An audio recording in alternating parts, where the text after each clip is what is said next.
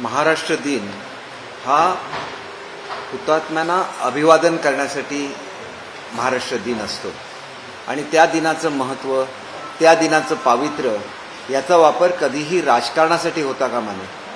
कारण जे हुतात्मे होते त्यांनी महाराष्ट्रासाठी बलिदान दिलेलं आहे. मुंबईसह संयुक्त महाराष्ट्र झाला पाहिजे म्हणून त्यांना बलिदान दिलेलं आहे. आणि संयुक्त महाराष्ट्र ही अशी चळवळ होती की ज्याच्यामध्ये सर्व पक्ष एकत्र आले आणि त्यांची मिळून ती संयुक्त महाराष्ट्राची चळवळ झालेली होती. आणि त्याच्यामध्ये अनेक पक्ष होते. स्वतः प्रबोधनकार ठाकरेसुद्धा त्या चळवळीचा एक प्रमुख भाग होते. आणि म्हणून कोणीही आजपर्यंत महाराष्ट्रामध्ये महाराष्ट्र दिनाचं आणि त्या हुतात्म्यांचं राजकारण केलेलं नाही आहे. कोणी येऊन अगोदर अभिवादन केलं आणि कोणी येऊन नंतर अभिवादन केलं हा प्रकारसुद्धा आजपर्यंत महाराष्ट्रामध्ये घडलेला नाही आहे. त्याच्यामुळे तत्त्व सोडायचीच आपल्या पक्षाची, आपल्या बाळासाहेबांनी दिलेली, आणि त्याच्याबरोबरच ही जी काय महाराष्ट्राची परंपरा होती ती सुद्धा सोडायची. हा प्रकार महाराष्ट्रामध्ये पहिल्यांदाच घडतोय, ही वस्तुस्थिती आहे. आणि म्हणून मला एवढंच सांगायचं आहे की जे काय प्रश्न उपस्थित करायचे त्याच्यावर आपली राजकीय पोळी भाजून घ्यायची, कुठंतरी हे थांबलं पाहिजे. जनतेने सुद्धा शहाणं झालं पाहिजे. एक साधं उदाहरण मी आपल्याला देतो. 2020 तर संपूर्ण सत्ता यांचीच होती. काल जी माहिती आलेली आहे, एक तरुण आहे ज्यांनी कधी कुठल्या जमिनी खरेदी झाल्या याची माहिती काढली. त्यावेळेला त्या जमिनी या 2020च्या दरम्यान खरेदी झालेल्या आहेत. त्यावेळेला तर बारसूर जाहीर सुद्धा झालेला नव्हता. उद्योग खातं स्वतः त्याच्यावर पूर्ण कंट्रोल हा उद्धव साहेबांचा आणि आदित्य साहेबांचा होता. मग त्यावेळेला या जमिनी कशा खरेदी झाल्या आणि नंतर त्याचं पत्र कसं गेलं याचं सुद्धा उत्तर जनतेला दिलंच पाहिजे. आणि मग कुठल्याही गोष्टीचा थेट संबंध नेऊन शहासाहेबांशी जोडणं हे कितपत योग्य आहे याचा विचार त्यांनी केला पाहिजे. कारण प्रकल्प व्हायचा होता कुठे, नाणारला. आणि नाणारला जर प्रकल्प होणार नसेल तर ज्या गावातल्या लोकांची तयारी असेल तिथं आम्ही तो प्रकल्प नेऊ अशी जर तुम्ही घोषणा केली असली तर ज्यावेळेला उद्धवसाहेब कोकणामध्ये आले त्या दौऱ्यामध्ये मी स्वतः त्यांच्याबरोबर होतो. प्रत्येक ठिकाणी समर्थनार्थ बोर्ड हे बारसूमध्ये लागलेले होते. प्रत्येक ठिकाणी ग्रामसभेचे ठराव झालेले होते. आणि हे जर झालेले होते तर मग आताचं आंदोलन नेमकं कोणी तयार केलं याचा सुद्धा विचार झाला पाहिजे. एक गोष्ट अशी आहे की या आंदोलनाच्या संदर्भामध्ये सरकारने भूमिका अशी घेतलेली आहे की चर्चा करायला स्थानिकांनी पुढे यावं, त्यांच्याशी चर्चा केली जाईल. एक मुद्दा असा सुद्धा होऊ शकतो की कोणी जमीन विकली आणि का विकली, त्यांच्या मर्जीशिवाय कोणी जबरदस्तीने घेतली आहे का, तरी पण या बाबतीत उद्योगमंत्र्यांनी सांगितलं की आम्ही त्याची चौकशी करू, त्यांना न्याय कसा देता येईल या संदर्भात विचार करता येईल. परंतु ज्या पद्धतीने याच्यावर राजकारण चाललेलं आहे आणि ज्या पद्धतीने लोकांना भडकवण्याचं काम चाललेलं आहे, एकीकडे नोकऱ्या मिळत नाही म्हणून आंदोलनं करायची आणि दुसरीकडे आपणच त्या ठिकाणी विरोध करायचा, हे आंदोलन कुठल्या स्वरूपाचं आहे याचा विचार झाला पाहिजे. मुंबई अगोदर तर सांगत होते की मुंबई महाराष्ट्रापासून वेगळी केली जाणार, हेच काही दिवसापूर्वी बोलत होते. आज तेच आरोप करतायत की मुंबई महाराष्ट्रापासून वेगळी होऊ शकत नसेल तर त्याचं कसं खच्चीकरण करता येईल याचा प्रयत्न चाललाय. कुठलाही व्यक्तिगत उद्योगपती काय करतो याच्यावर सरकारचं कुठलंही नियंत्रण नसतं. त्याचं ऑफिस कुठे असावं याच्यावर कुठलाचंही नियंत्रण नसतं. एक साधी गोष्ट मी तुम्हाला सांगतो की 2.5 वर्ष का होईना, आपण असं म्हटलं की प्रशासनाचा अनुभव उद्धव साहेबांना नसला तरी 2.5 वर्ष मुख्यमंत्री राहिल्यानंतर थोडं तरी प्रशासनाबद्दल कळलंच पाहिजे. जीएसटी जो आहे हा जीएसटी ज्या ठिकाणी कन्झम्पशन होतं त्याच्यावर जीएसटी त्या ठिकाणी गोळा केला जातो. कुठल्या राज्यामध्ये त्याचं हेडक्वार्टर आहे याच्यावर जीएसटी गोळा केला जात नाही. हे जर एवढं स्पष्ट असेल तर मग तुम्ही असा का आरोप करतात की मुंबई कमकुवत करण्याचा प्रयत्न केला जातोय. मुंबईचं स्टॉक मार्केट आज सुद्धा भारतातलं सर्वश्रेष्ठ स्टॉक मार्केट आहे. मुंबईला स्वतःचं बिझनेसचं कल्चर आहे. त्याच्यामुळे भारतामध्ये येणाऱ्या कुठल्याही देशातून येणारे ती कंपनी असून दे त्यांचा पहिला चॉईस महाराष्ट्र असतो. आणि म्हणून निश्चितपणे महाराष्ट्राशी कॉम्पिटिशन करण्यासाठी अनेक वेगवेगळ्या सवलती इतर राज्य तयार करते आणि मग ते राज्य तयार करत असतील तर मग त्याच्या संदर्भात आपल्याला त्या कॉम्पिटिशनमध्ये उतरायला लागेल, त्यांच्याशी कॉम्पिट करायला लागेल.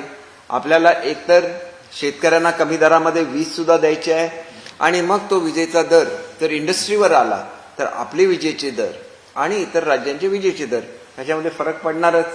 परंतु आपल्याकडे इतर अनेक फॅसिलिटीज आहेत ज्याच्यामुळे उद्योग आपल्याकडे येऊ शकतात, याचा सुद्धा विचार निश्चितपणे झाला पाहिजे असं मला वाटतं.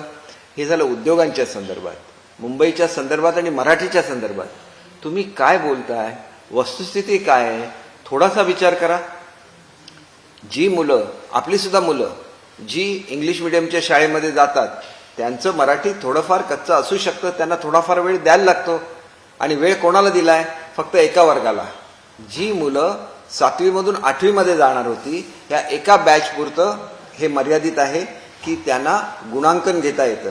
सगळ्यांना विषय कंपल्सरी आहेच, 100% कंपल्सरी आहे. तो कंपल्सरी राहणार आहे. तुम्हाला मराठीबद्दल किती कळवळ आहे मी स्वतः बघितलेलं आहे. तुम्हाला हे माहिती नाही की ऑफिसेस कशी आहेत, मंडळं कशी आहेत. तुम्ही एकदा मला ज्याला भेट झाली त्याला तुम्हीच सांगितलं की ऑफिसच तिथं असता का म्हणे. मराठी विश्वकोश हे ऑफिस आहे का? लक्ष्मण शास्त्री जोशीने जे काय घडवलं महाराष्ट्रासाठी, मराठीसाठी, ते ऑफिस आहे का? ज्या मराठी अभिजात भाषेचा उल्लेख तुम्ही तुमच्या भाषणामध्ये केला ते अभिजात दर्जा मिळवण्यासाठी जे डॉक्युमेंटेशन केलेलं आहे ते आमच्या महाराष्ट्रीय साहित्य संस्कृती मंडळाने केलेलं आहे. त्याचे जे अध्यक्ष मोरे साहेब आहेत त्यांनी त्याच्यातला 80% काम केलेलं आहे. त्यांना तुम्ही ऑफिस म्हणणार? मराठीचं जे वैभव आहे तुम्ही मराठीच्या बाहेर नेलेलं होतं आणि मराठीचं वैभव बाहेर नेल्यानंतर नवी मुंबईमध्ये नेताना तुम्हाला काही वाटलं नाही. तुम्हाला तुमच्या डिपार्टमेंटच्या मंत्र्यांनी सांगितलं नाही, तुमचा त्याच्यावर अभ्यास नाही. आज सगळी ही जे मराठीचं वैभव आहे हे पुन्हा मराठी भवनामध्ये येत असताना आम्हाला मराठी भवन दुप्पट मोठं बांधायला लागलं. परंतु ते आम्ही बांधतोय, त्याच्यासाठी जादाचा खर्च करतोय. कारण मराठीचा अभिमान कसा असावा हे तुम्हाला कळत असेल तर मग एक गोष्ट लक्षात घ्या की या वर्षीपासून इंजिनिअरिंगचं शिक्षण हे मराठीमध्ये होतंय. तुम्हाला हे माहिती तरी आहे का? आपण इंग्रजीच्या शाळा काढल्या आणि त्या शाळेमध्ये ऍडमिशनसाठी रांग लावतोय. हे बोलणारे तुमचे सुपुत्र आहेत ना, मग त्यांना मराठी शाळेच्या समोर कशी रांग लावायची हे कळत नव्हतं. मग ते इंजिनिअरिंगमध्ये शिक्षण मराठीमध्ये करण्यासाठी, मेडिकलचं शिक्षण मराठीमध्ये करण्यासाठी आपली जी काय मातृभाषा असेल त्याचा अभिमान राखण्याच्या संदर्भातला निर्णय कोणी घेतला? आदरणीय मोदी साहेबांनी तो घेतला. इंग्रजांच्या गुलामगिरीतून महात्मा गांधींनी आपल्याला बाहेर काढलं, परंतु इंग्रजीच्या गुलामगिरीमधून मोदी साहेबांनी आपल्याला बाहेर काढलं. साधं त्यांचे आभार तरी माना, कारण तुम्ही काय ह्याच्यामध्ये लक्ष घालत नाही. केवळ कुठेतरी आंदोलनं घडवायची, त्याच्यावर आपली राजकीय पोळी भाजून घ्यायची. कुठेपर्यंत हे चालणार? आणि ह्याच्याकडेच आणि राजकीय पोळी भाजण्यासाठी म्हणून तुम्हाला मुंबईचा वापर करत असेल तर मुंबईसाठी काय दिलं ह्याचा सुद्धा विचार झाला पाहिजे. आणि म्हणून मला एकच सांगायचं आहे की लोकांची कृपया दिशाभूल करू नका. ज्या पवार साहेबांचं नेतृत्व तुम्ही सर्वोच्च मानता, मग त्या पवार साहेबांच्याकडे बारसूची लोक गेली होती ना. आणि पवार साहेबांचा फोन गेल्यानंतर जर उदय सामंत त्यांना भेटायला जात असतील तर त्याच्यामध्ये सुद्धा तुम्हाला राजकारण दिसतं. त्यांच्याकडे का झाला म्हणून गेला म्हणून तुम्हीच विचारता. तुम्हीच मातृश्री सोडून सिल्वर ओकवर अनेक वेळा गेलेला आहात. आणि मग पवार साहेबांचं जे महाराष्ट्राच्या राजकारणामध्ये महत्व आहे, त्यांचा जो अनुभव आहे त्याचा फायदा संपूर्ण महाराष्ट्राला झालाच पाहिजे. महाराष्ट्राच्या अन्यत्र भागामध्ये ज्याला इंडस्ट्रीज येतात त्याला जमीन कोण देत असतं? तिथला शेतकरी देत असतो. मग कोकणचा शेतकरी आणि इतर भागातला शेतकरी वेगळा आहे का?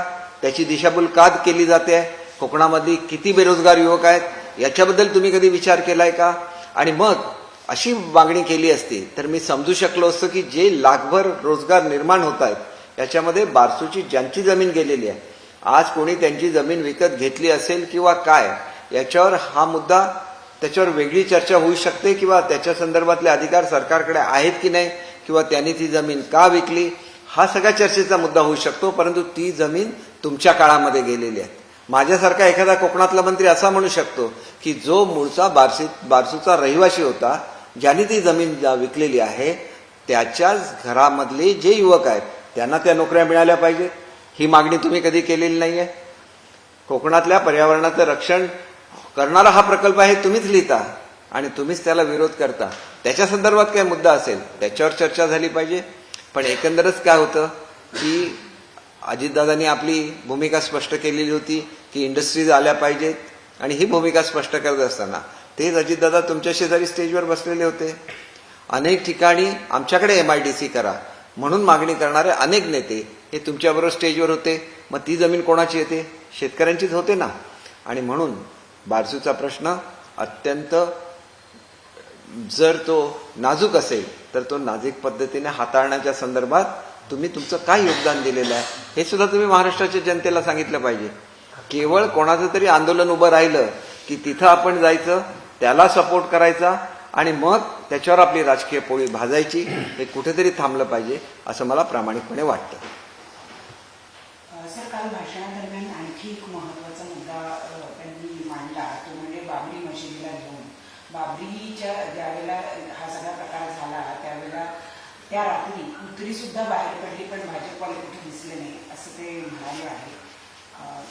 एकंदरीतच आपण जी काय भाषा बोलतोय ती भाषा कितपत योग्य आहे याचा सुद्धा विचार निश्चितपणे केला गेला पाहिजे. राम मंदिराची चळवळ, श्रीराम मंदिराची चळवळ कोणी उभी केली हे सुद्धा संपूर्ण भारताला माहिती आहे.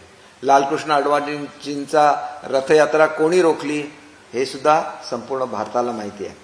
त्यांच्याशीच तुम्ही जाऊन हातमिळवणी करणार आणि राम जन्मभूमीचं श्रेय स्वतःला लाटण्याचा प्रयत्न करणार कितपत योग्य आहे याचा सुद्धा विचार महाराष्ट्राच्या जनतेने केला पाहिजे. कारण हे श्रेय बाळासाहेबांना का आहे तर बाळासाहेब कट्टर हिंदुत्ववादी होते. तुमचं हिंदुत्व हे किती बेगडी आहे हे तुम्ही वारंवार सिद्ध करून दाखवलेलं आहे. सावरकरांच्या संदर्भात, स्वातंत्र्यवीर सावरकरांच्या संदर्भातला प्रश्न असेल, तो श्रीराम मंदिराच्या संदर्भातला प्रश्न असेल, मग बाळासाहेबांनी ज्याप्रमाणे निडरपणे सांगितलं की माझे शिवसैनिक तिथं पाडायला असतील तर मला त्यांचा अभिमान आहे. याचा अर्थ शिवसैनिक तिथं होतेच, असंख्य रामभक्त तिथं होते, आणि ज्या भाजपने आणि विश्व हिंदू परिषदेने ही चळवळ उभी केली असेल किंवा RSSचे काही कार्यकर्ते त्याच्यामध्ये असतील तर ते काय लपून सांगत नाही की आम्ही हिंदुत्ववादी आहोत म्हणून. आज सुद्धा उघडपणे ते सांगतात. आणि म्हणून तुम्ही असं बोलता, याच्यामध्ये राजकारण करता, म्हणून जे लोक श्रीरामाचे भक्त आहेत त्यातलं कोणीही तुमच्या स्वागताला येत नाहीत. साधू डायरेक्ट तुमच्यावर स्टेटमेंट काढतात. साधूंची रक्षा तुमच्या काळामध्ये होऊ शकत नाही. तुमच्या काळामध्ये पत्रकारांच्या विरुद्ध पोलीस बळाचा वापर होतो. तुमच्या काळामध्ये राजकीय लोकांच्या विरुद्ध वापर होतो पोलीस बळाचा, महिलांच्या विरुद्ध पोलीस बळांचा वापर होतो. आणि तुम्ही मात्र वाटेल तसं बोलायचं. हे कुठेतरी थांबलं पाहिजे. मला एकच सांगायचं आहे की भावनेचा आधार घ्यायचा, आपल्याबद्दल सहानुभूती निर्माण करायची आणि त्या सहानुभूतीवर आपली राजकीय पोळी भाजून घ्यायची. एक दिवशी शिवसैनिकांच्या सुद्धा लक्षात येईल की जे आता त्यांच्याबरोबर शिल्लक आहेत त्यांच्याही लक्षात येईल की आमचा वापर केला जातोय. आणि म्हणून खरोखर जर काय करायचं असेल तर सर्वांनी मिळून ठरवलं पाहिजे की महाराष्ट्राचा विकास कसा होईल आणि त्या विकासाच्या यात्रेमध्ये सगळ्यांनी सहभागी झाले पाहिजे. नाहीतर मला सत्ता कशी मिळेल आणि महाराष्ट्राचं काही झालं तरी चालेल ही भूमिका या पुढच्या काळामध्ये चालणार नाही, एवढंच मला ठामपणे सांगायचं. त्या स्टेजवर सुद्धा डायसला घेऊन जरा वादावादी होताना दिसली. आधी ते डायस हलवण्यात आलं कारण साधारणपणे उद्धव ठाकरे स्वतः एकटेच त्या डायसवरून बोलत असतात. त्याच्यावरून सुद्धा कुठेतरी वादावादी होताना दिसली पोडियम हलवण्यावर. तुमचं काय म्हणणं आहे? आलबेल आहे सगळं महाविकास आघाडी? बघा, महाविकास आघाडीमध्ये सगळं आलबेल आहे की नाही याचा विचार महाविकास आघाडीमधल्या घटक पक्षांनी केला पाहिजे. उद्धव साहेबांना थोडीशी उंच खुर्ची ठेवली म्हणून सुद्धा त्याला ऑब्जेक्शन घेणारे त्यांच्याच पक्षाचे कार्यकर्ते होते ना. उद्धव साहेबांचं भाषण सुरू झाल्यानंतर त्या सभेतून निघून जाणारे सुद्धा काँग्रेसचे कार्यकर्ते होते. त्यांना काँग्रेसने का नाही थांबवलं हा सुद्धा प्रश्न आहे. आणि उद्या ज्या प्रकारे काँग्रेसची भूमिका आहे त्या भूमिकेमध्ये उद्धव साहेब जाणार असतील तर तो त्यांचा प्रश्न आहे. काँग्रेस अशा तऱ्हेची भूमिका घेते म्हणून बाळासाहेबांनी काँग्रेसचं अक्षरशः त्यांच्यावर शाब्दिक हल्ले केले. त्यांचं खरं स्वरूप हे लोकांच्या समोर आणलं आणि म्हणून काँग्रेसच्या लयाला सुरुवात झाली. तेच बाळासाहेबांनी केलेले कष्ट त्याच्यावर एका मिनिटात तुम्ही बोळा फिरवणार कशासाठी? तर तुम्हाला मुख्यमंत्री व्हायचं आहे म्हणून. आणि ते मुख्यमंत्री पद उद्या राष्ट्रवादीला आम्ही देणार आहोत हे सुद्धा तुम्हीच जाहीर करणार. म्हणजे तुम्ही शिवसैनिकांची फसवणूक करताय, त्यांना हिंदुत्वापासून लांब नेताय, त्यांना मराठी भाषेच्या लढ्यापासून लांब नेताय. एवढंच मला नम्रपणे या ठिकाणी सांगायचं. 6 तारखेला बारसूला सुद्धा जाणार आहे. मला आढळून दाखवा अशा पद्धतीने. त्यांना कशाला कोण अडवणार आहे? त्याला मला एवढंच सांगायचं आहे की प्रोजेक्ट का नको याच्याबद्दल 4 मुद्दे तरी तुम्ही मांडा. लोकांना उभं करायचं आणि लोकांचा विरोध आहे म्हणून माझा विरोध आहे हा मुद्दा जगभरामध्ये कुठेही चालत नाही. थोडाफार विरोध प्रत्येक ठिकाणी होतो, त्यावेळेला लोकांना त्याचं महत्त्व सुद्धा समजावून सांगायला लागतं. आज तरी सरकारने निश्चितपणे जाहीर केलं पाहिजे की मी असं बघितलेलं आहे की ज्या ठिकाणी जमिनी मिळत असतात किंवा ज्या जमिनीला किंमत नसते तिथं कवडीमोल भावाने लोक ते विकत असतात आणि ज्या लोकांना त्याचं फ्युचर समजतं ती लोक त्याच्यामध्ये इन्व्हेस्टमेंट करत असतात. परंतु त्या लोकांच्या लक्षात असं येत नाही की या लोकांच्या अनेक पिढ्यांनी ती जमिनीचं संरक्षण केलेलं आहे आणि उद्या जर काय त्या जमिनीपासून मिळणार असेल तर ते सुद्धा त्या स्थानिक लोकांना मिळालं पाहिजे.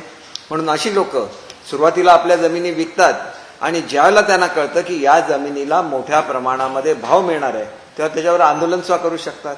मग त्यांना दुसरं अल्टरनेट काहीतरी पॅकेज द्यायला लागेल आणि ते पॅकेज हे नोकऱ्यांच्या संदर्भात असू शकतं असं मला स्वतःला वाटतं. सरकारने हे जाहीर करावं. मी तर त्या डिपार्टमेंटचा मंत्री नाही, परंतु मी उदय सामंत साहेबांना सांगेन की आज जमीन कोणाच्या नावावर आहे याच्यापेक्षा ती जमीन मूळ कोणाची होती त्या कुटुंबांना आपण न्याय दिला पाहिजे, त्यांना नोकऱ्या दिल्या पाहिजे आणि त्या नोकऱ्यांचं ज्याला आश्वासन मिळेल खऱ्या अर्थाने अनेक वर्ष पिढ्यानपिढ्या ज्यांच्याकडे त्या जमिनीची मालकी होती त्यांना खऱ्या अर्थाने न्याय मिळू शकेल. सर, सरकारी अनुदानित शाळांसाठी विशेष अभ्यासक्रम सुरू करण्यात आला आहे. 6वी ते 8वी साठी व्यवसाय शिक्षण ओळख हे सुरू करण्यात आलं, त्याबद्दल थोडीशी माहिती द्या. एक गोष्ट अशी आहे की ज्याप्रमाणे मी तुम्हाला सांगितलं मातृभाषेचं महत्त्व हे आदरणीय मोदी साहेबांनी ओळखलं आणि त्याच्यामुळे नवीन शैक्षणिक धोरणामध्ये मातृभाषेला महत्त्व आलं. त्याचप्रमाणे व्यावसायिक शिक्षणाचं जे महत्त्व आहे ते जगभरामध्ये आहे. जगभरामध्ये स्किल्ड मॅनपॉवरला महत्त्व आहे. त्याच्यामुळे आपली जी मुलं शिकतील, मी तुम्हाला साधं उदाहरण देतो की HCL सारखी कंपनी आमच्या मुलांना 15,000 जॉब्स देणार आहेत. Tata institute of social sciences सारखी कंपनी आमच्या मुलांना 12वी झाल्यानंतर 10,000 जॉब्स देणार आहेत. पण ह्याच्या पुढे आपल्याला जायला लागेल. जर्मन सारख्या देशामध्ये आज 4 लाख स्किल्ड मॅनपॉवर पाहिजे. 4 लाखापैकी 1,00,000-2 लाख तरी महाराष्ट्रातून जाऊ शकतात, मुंबईतून जाऊ शकतात. मुंबईचा सगळ्यात घनिष्ठ संबंध हा जर्मनीशी आहे. पुण्याचा सगळ्यात जास्त घनिष्ठ संबंध जर्मनीशी आहे. माझी खरं तर साधारण येत्या 13-14 तारीखला, मला एक्झॅक्ट तारखा सांगता येणार नाही, पण त्या दरम्यान जर्मनीला व्हिजिट आहे. पॉलिटिकल व्हिसा, आमचं पॉलिटिकल क्लिअरन्स व्हायला लागतं. हे झालं तर ही चर्चा आम्ही अगोदर सुरू केलेली आहे. मराठी मुलांना कशा जॉब्स मिळाव्या, ते जर 40 लाख जॉब्स तयार होणार असतील तर त्याचं प्रशिक्षण आमच्या मुलांना कसं मिळेल, त्यांना जर्मन लँग्वेज कशी शिकवायची, त्यांना कसं तिथं पाठवायचं, कारण त्यांचं सुद्धा फ्युचर आहे. ज्या मुलाला 40,000 रुपये महिन्याला मिळतात त्यांना दिवसाला 40,000 रुपये जर्मनीसारख्या पुढारलेल्या देशामध्ये मिळू शकतात. मग ती अपॉर्च्युनिटी घेण्याचा विचार मीच माझ्या मनामध्ये का येतो, तुमच्या मनामध्ये का नाही आला? तुम्हाला जर मराठी माणसाचा एवढा कळवळा आहे तर. आणि म्हणून आम्ही दाखवण्यासाठी काम करत नाही, आम्ही मनापासून काम करतो. दिवसातले 3-4 तास झोप घेतो. काल सुद्धा मी 4 वाजता आलोय, कोल्हापूरला गेलो, सिंधुदुर्गमध्ये गेलो, तिथून इथं आलो आणि आता सुद्धा मराठी भवन लवकरात लवकर कसं व्हायचं याची माझी हे आहे. तुम्ही मराठीचा कळवळा आम्हाला काय सांगायचा? ज्यावेळेला चर्चा झाली तुम्ही सांगता बाहेरून इमारत छान दिसते. बाहेरून इमारत किती छान दिसते याच्यापेक्षा त्या इमारतीमध्ये मराठीचं कार्य किती चालतं, मराठीचं संवर्धन किती चालतं, मराठीची जपणूक किती चालते ह्याचा विचार झाला पाहिजे. आणि तो विचार न करता केवळ तुम्ही मराठीसाठी मराठी म्हणत राहिला तर मला खात्री आहे की मराठी माणसांचं हित होणार नाही. तुम्ही विचारलेला प्रश्न योग्य आहे. आम्ही त्यांना व्यावसायिक शिक्षण देणार आणि व्यावसायिक शिक्षण दिल्यानंतर ज्या ज्या देशांचे आमचे करार होणार त्या देशाची भाषा त्यांना शिकवणार. आपल्या तरुण मुलांनी जगभरावर राज्य केलं पाहिजे आणि ते आपल्या सेवाभावी वृत्तीतून केलं पाहिजे. हा विचार जर पंतप्रधान देऊ शकतात तर तो विचार त्यांच्यावर टीका करणारी लोक का देऊ शकत नाही, हा खऱ्या अर्थाने प्रश्न आहे. वज्रकोट सभेतनं उद्धव ठाकरेंनी असंही म्हटले की महापालिका असो, विधानसभा असो किंवा लोकसभा असो, अमित शहाना यावेळी जमीन काय असते ती नक्कीच दाखवली जाईल. आधी तुम्ही तिकिटाचं वाटप करून दाखवा. कुठला पक्ष कुठली तिकीटं मागणार आहे हे तरी तुम्हाला माहिती आहे का? असं बोलायचं आणि तुमच्यामधले किती लोक बाहेर पडतात. आज फक्त तिकिटाच्या आमिषाने कोण राहिलं असेल किंवा एका तुम्ही रोज सांगता आदित्य ठाकरेंचं भाषण काय झालं, हे सरकार कोसळणार आहे. तुम्हाला अधिकार कोणी दिला? तुम्ही काही ज्योतिषी आहात का? तुम्ही कायदे तज्ज्ञ आहात का? असं सांगून आपल्याकडून जो लोंडा बाहेर निघालेला आहे तो थोपवायचं काम करण्यासाठी रोज हे बोललं जातं. खोटं बोलतात आदित्य ठाकरे, मला 100% माहिती आहे. पण त्यांना अशा तऱ्हेचं ट्रेनिंग दिलं जातं की हे खोटं सातत्याने बोलत राहायचं, मग लोकांना ते खरं वाटेल आणि तुमच्यावर लोक थांबतील. हाच त्यांचा उद्देश आहे. आणि म्हणून सांगायचं आहे, लोकांना थांबवायचं असेल प्रेमाने थांबवा, त्यांच्यासाठी काहीतरी करून थांबवा. अशा तऱ्हेने राजकारण केलं, एक दिवशी हा लोंढा ज्यावेळेला बाहेर पडेल त्यावेळेला त्याच्यातल्या निम्म्या खुर्च्या तुम्हाला रिकामी दिसतील. त्या नागपूरला जे घडलं ना, तुमचं भाषण सुरू झाल्यानंतर लोक निघून गेली, तेच घडलेलं मुंबईमध्ये दिसून असं वाटत असेल तर आज सुद्धा तुमच्या भूमिकेचा पुनर्विचार करा, एवढंच आम्हाला सांगायचं. माजी मुख्यमंत्री पृथ्वीराज चव्हाण यांनी असं म्हटलेलं आहे की राष्ट्रवादी काँग्रेस सध्या भाजपबरोबर चर्चा करते आहे आणि ते किती दिवस आमच्याबरोबर राहतील हे आत्ताच सांगणार प्रश्न. नाही बघा, हीच वज्रमूठ म्हणतात, यालाच वज्रमूठ म्हणतात आणि ह्यालाच उद्धव ठाकरेंची वज्रमूठ म्हणतात. इथं शिवसैनिकांना सांगायचं की आम्हाला मुख्यमंत्री पदाचं आश्वासन दिलं होतं, ते पाळलं नाही म्हणून आम्ही बाहेर पडलो. आणि तेच आश्वासन आपण स्वतः राष्ट्रवादीला द्यायचं. का द्यायचं? तर राष्ट्रवादी बाहेर निघू नये आणि ते भाजपशी त्यांचे कुठेतरी तडजोड होऊ नये. तुम्हीच करता. ज्या वेळेला पहिल्यांदा आपण वेगवेगळी इलेक्शन लढवली त्यावेळेला राष्ट्रवादीने न मागता पाठिंबा जाहीर केलेला होता भाजपला. हे काय उद्धव साहेबांना माहिती नाही आहे? हे काय शिवसैनिकांना माहिती नाही आहे? कोणाशी आर्ग्युमेंट करायचं असेल तर व्यवस्थित आर्ग्युमेंट करा. आपली जी काय भूमिका असेल पटवून सांगा. ते पटवून सांगत नाही, त्यांना भावनेचं राज्य करायचं आहे आणि भावनेच्या राजकारण करून स्वतःची पोळी भाजून घ्यायचं आहे, हे म्हणण्याइतपत परिस्थिती त्यांनी स्वतःवर आणलेली आहे. तर आपण जर बघितलं तर गुलाबराव पाटलांनी सांगितलं येत्या काही दिवसात अजित पवार आमच्या सोबत असतील आणि त्यावेळी आम्ही जाहीर करू की महाविकास आघाडी पाडण्यासाठी किती बैठका झाल्या होत्या. एक गोष्ट अशी आहे की बघा, राष्ट्रवादी काय करते याच्यावर मी स्वतः कॉमेंट करू शकत नाही. मी शेवटी प्रवक्ता असल्यामुळे मला काही लिमिटेशन्स आहेत. राष्ट्रवादी हा स्वतःचा पक्ष, पवारसाहेबांचा पक्ष आहे. तो पक्ष वाढावा म्हणून त्यांनी काही केलं तर त्यांना करायलाच लागतं, कारण त्यांचा तो पक्ष आहे. तीच भूमिका उद्धव साहेबांनी सुद्धा घ्यायला पाहिजे होती की शिवसेना हा माझा पक्ष आहे, माझ्या आमदारांवर मी अन्याय व्हायला देणार नाही, माझ्या आमदारांना निधीच्या त्यांच्या मतदारसंघात कसा जाईल, महाराष्ट्राचा विकास करत असताना शिवसेना कशी पुढे राहील याचा विचार त्यांनी केला नाही. सगळी महत्वाची डिपार्टमेंट देऊन टाकली. ती राष्ट्रवादीला दिली, ती काँग्रेसला दिली, स्वतःकडे फक्त मुख्यमंत्रीपद ठेवलं. हा इतिहास आहे. आणि त्याच्यामुळेच मला असं वाटतं की आमच्याकडे कुठं होतं शिक्षण खातं? शिक्षण खातं हे पुढच्या पिढीला दिशा देणारं, पुढच्या पिढी घडवणारं डिपार्टमेंट आहे. मग ते शिवसेनेने स्वतःकडे का नव्हतं ठेवलं? हा सुद्धा प्रश्न आहे. आणि म्हणून मला एवढंच सांगायचं आहे की टीका आम्हाला अजिबात करायची नाही, परंतु महाराष्ट्र दिनाचा गैरवापर झाला, कामगार दिनाचा गैरवापर झाला, ही वस्तुस्थिती आहे. ज्या मुंबईबद्दल तुम्ही बोलता तिथल्या कामगार मंडळाच्या प्रिमायसिस आहेत तिथं लोअर परेलमध्ये. गिरण गावातले सगळे कामगार तिथं स्विमिंग करायला जायचे, तिथं खेळ खेळायला जायचे. तुमच्या काळामध्ये त्याची काय गैरव्यवस्था झालेली होती, दुर्व्यवस्था झालेली होती, एकदा जाऊन बघा. मी स्वतः डीपीसी मधून निधी देऊन त्याला पुन्हा ऊर्जितावस्थी आणली, कारण आम्हाला कामगारांच्याबद्दल अभिमान आहे, आम्हाला कामगारांच्याबद्दल कळवळा आहे. तुमच्यासारखा आम्ही कामगारांचा वापर आज स्वतःला मतदान करण्यासाठी करून घेत नाही. मी त्या ठिकाणी सगळ्या सुविधा दिल्या, परंतु एकदाही सांगायला गेलो नाही की ह्या सुविधा आम्ही कामगारांसाठी दिलेल्या आहेत. आणि म्हणून कामगार दिनी कामगारांना शुभेच्छा देण्याचा खऱ्या अर्थाने हक्क जर कोणाला असेल तर तो आम्हाला आहे. केवळ ते एक लोअर परेलचं सुधारलं असं नाही की ज्या ज्या ठिकाणी कामगार केंद्र चालू आहेत प्रत्येकाला जिल्हा नियोजनमधून निधी द्या असं मी सांगितलेलं आहे जिल्हाधिकाऱ्यांना. आणि त्याच्यामुळे आमचं बेगडी प्रेम अजिबात नाही.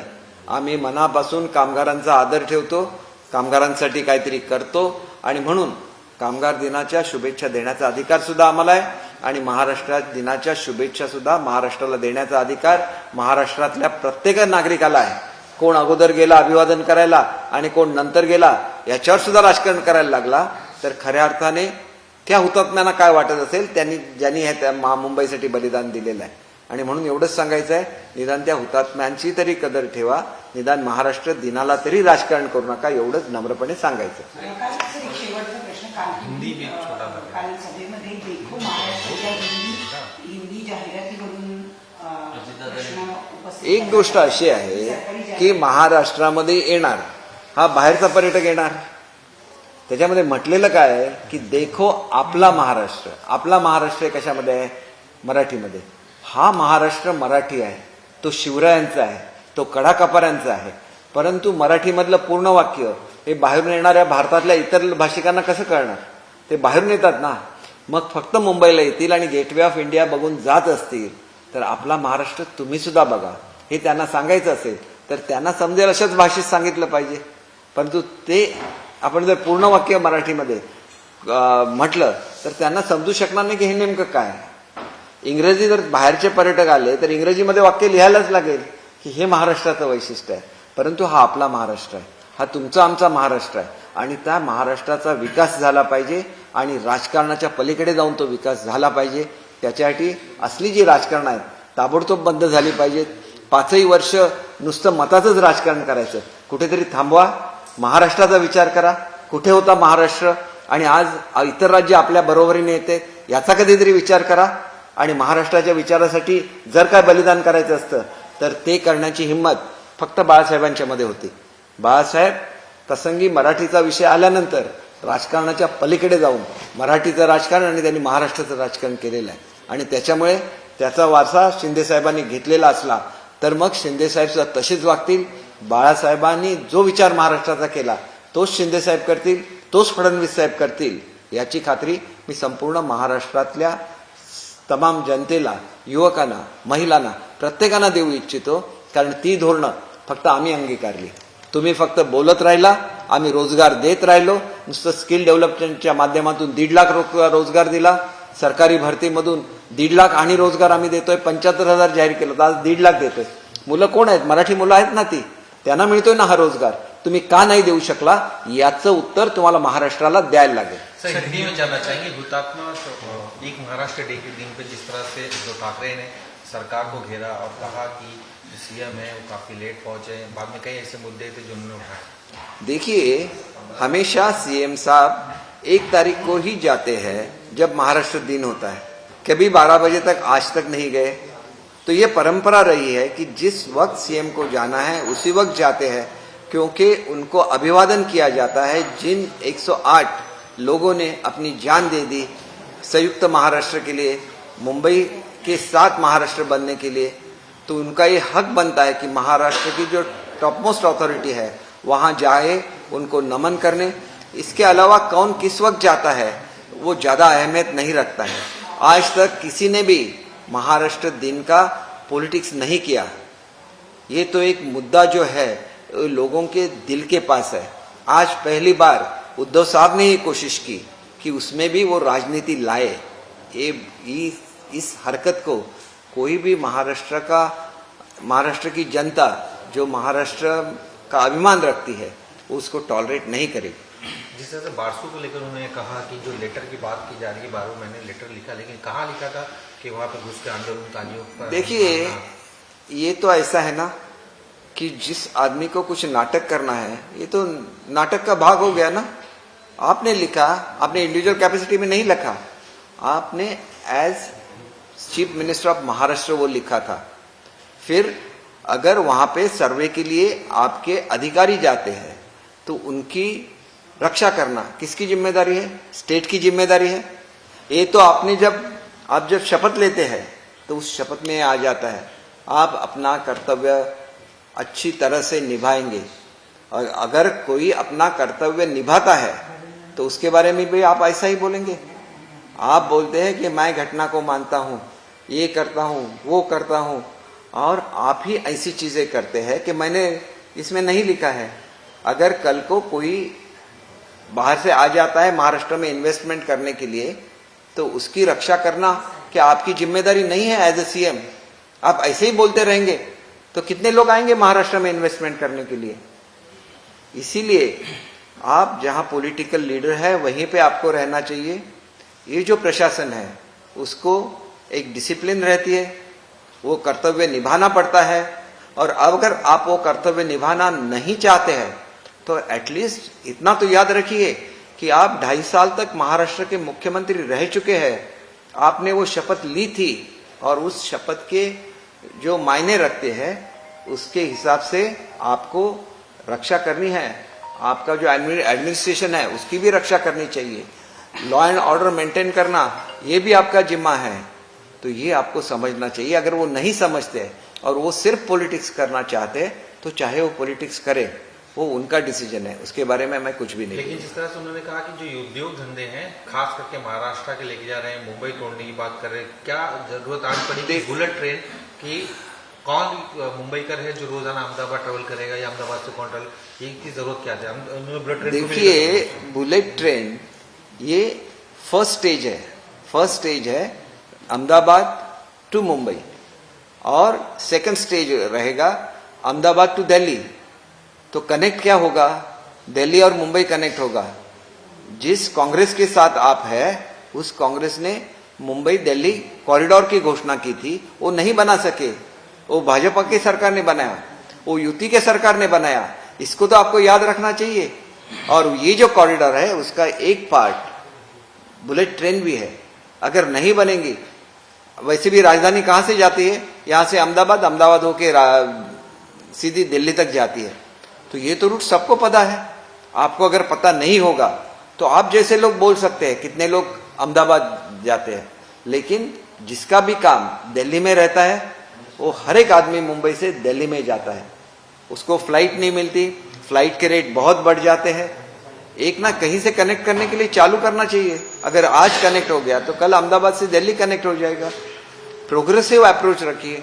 अगर जगभर पूरे विश्व में अगर बुलेट ट्रेन चलती है तो महाराष्ट्र में बुलेट ट्रेन क्यों नहीं होनी चाहिए? महाराष्ट्र से दिल्ली से का कनेक्शन क्यों नहीं होना चाहिए? होना चाहिए। और वो गवर्नमेंट का प्रोजेक्ट है। उसके लिए अगर लैंड दे तो इसके लिए आप बोलेंगे कि ये लैंड लुटा दी।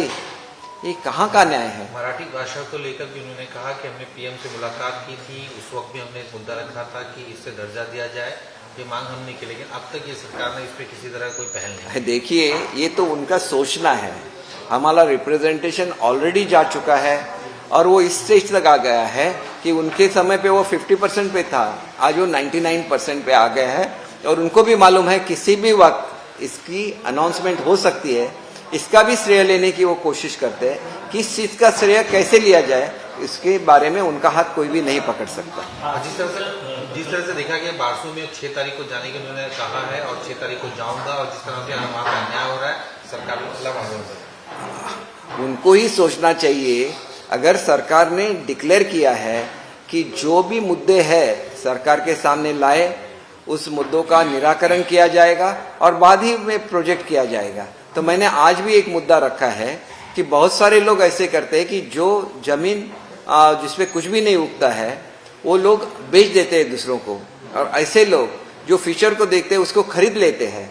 लेकिन इसका मतलब ये नहीं है कि जो ओरिजिनल ओनर था उसका राइट पूरी तरह से निकल जाए। तो मेरी ये सरकार के पास मांग है कि जो भी ओरिजिनल लैंड होल्डर्स थे उनके परिवार के सदस्यों को वहां पे नौकरी दी जाए, ताकि आज जो असंतोष है वो इसलिए है कि सरकार ने किसानों के लिए बहुत अच्छा रेट सरकार देना चाहती है, लेकिन जो किसान अपनी जमीन बेच चुके हैं उन तक ये रेट नहीं पहुंच सकता। उसके लिए क्या करना है, इंडस्ट्रीज में से उसके बारे में सोच रहे हैं। लेकिन मैं उनको मिलूंगा, उनको बोलूंगा कि जिन्होंने अपनी जमीन भी बेची है उनको ही ओरिजिनल लैंड ओनर का दर्जा दिया जाए और उन्हीं के जो फैमिली मेंबर्स है उनको एम्प्लॉयमेंट में प्रेफरेंस दिया जाए। एक सवाल ये भी है कि उन्होंने सवाल उठाया कि शरद पवार को लेकर, कई एनसीपी को लेकर कई सवाल उठाते थे जो यहाँ से छोड़कर चले गए। अब वही शरद पवार से सलाह लेने जाते हैं, खास करके इस पूरे मामले में। अब क्या आन पड़ी की सलाह लेने पहुंच रहे हैं? देखिए, बारसू के लोग गए थे शरद पवार साहब के साथ, उनका जो भी कहना है वो कहने के लिए। उसके बाद शिंदे साहब को और उदय सामंत साहब को शरद पवार साहब का फोन आ गया कि उसके बारे में उनको चर्चा करनी है। तो जाहिर सी बात है कि पवार साहब कहाँ जाएंगे नहीं, उनके ही घर जाना पड़ेगा क्योंकि वो सीनियर लीडर है। तो इसके लिए अगर उदय सामंत जाते हैं, उनकी सलाह लेते हैं, तो उसमें क्या बुरा है। He is the senior most leader of Maharashtra. उनको महाराष्ट्र के चप्पे चप्पे के बारे में जानकारी है, किस वक्त क्या करना है उसके बारे में उनको जानकारी है। अगर महाराष्ट्र के हित में उनको मिले और वो भी उनके कहने के बाद उनको मिले, तो उसमें उद्धव साहब को क्या आपत्ति है? आपने आज तक बाला साहब ने कभी मातोश्री नहीं छोड़ी थी, आप मातोश्री छोड़ के रोज जाते हैं हर 15 दिन में, 1 महीने में सिल्वर ओक पे। इतना ही नहीं, तो आपने बोला था कि बीजेपी ने हमें सीएम का पोस्ट नहीं दिया इसलिए हम बाहर निकल आए, तो वही पोस्ट आप एनसीपी को ऑफर कर रहे हैं, अजीत दादा को ऑफर कर रहे हैं, ताकि वो आपको छोड़ के नहीं जाएंगे, क्योंकि आप वीक बन चुके हैं। आप बाला साहब जैसे नहीं रहे, आपने बाला साहब के विचारों को छोड़ा है, और आज जिस तरह से आप बर्ताव कर रहे हैं और उसमें से असलियत क्या है वो शिवसैनिकों को पता चल जाएगा। जो शिवसैनिक आपके पास बचे हैं तो वो भी सब छोड़ के आ जाएंगे, क्योंकि आप उनको रोक के रखना चाहते हैं। इसीलिए रोज आदित्य ठाकरे झूठा बोलते हैं कि कोर्ट का निर्णय ये होगा, कोर्ट का निर्णय वो होगा। आपको किसने बोला? आप ज्योतिषी है क्या? आप विधि तज्ञ है क्या? आप किस अथॉरिटी में ये बोल रहे हैं? सिर्फ आप इसलिए बोल रहे हैं कि जो बचे हुए लोग हैं वो निकल नहीं जाए। और देखिए, अगर वो निकल गए तो जैसे नागपुर के सभा में हुआ था कि सब कांग्रेस के लोग थे, जैसे ही उद्धव साहब खड़े हो गए तो आधे लोग वहां से निकल गए। क्यों निकल गए? क्योंकि वो कांग्रेस को मानने वाले लोग थे, वो आपके मानने वाले लोग नहीं है। और इसलिए मैं यही कहना चाहता हूं कि आप इसके बारे में आपको सोचना चाहिए। पृथ्वीराज चौहान साहब जो बहुत ही सीनियर पॉलिटिकल लीडर है, उन्होंने एनसीपी के बारे में क्या बोला, इसके बारे में आपको सोचना है। सिर्फ आप बोलेंगे कि मैं एनसीपी को सीएम बनाऊंगा, तो फिर आप बाहर क्यों निकले थे युति से?